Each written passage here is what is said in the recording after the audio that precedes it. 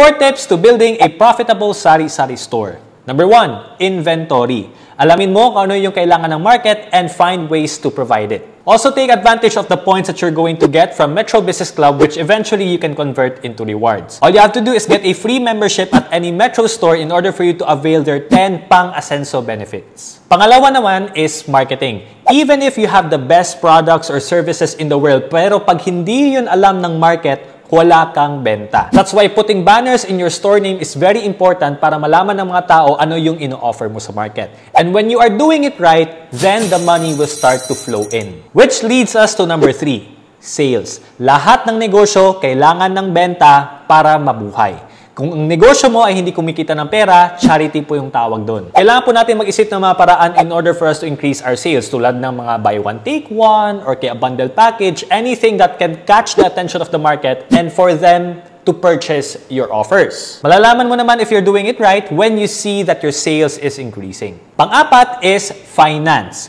As your business grows, yung financial management mo has to improve as well. Kailangan yung kita mo ay lumalaki at the same time yung expenses mo ay bumababa. One of the best ways that you can do this is to always reinvest the profits back to your business para mas lumago yung negosyo mo. Ano pa ba ang ibang tips na pwede mong i-share para magkaroon ka ng profitable na sari-sari store?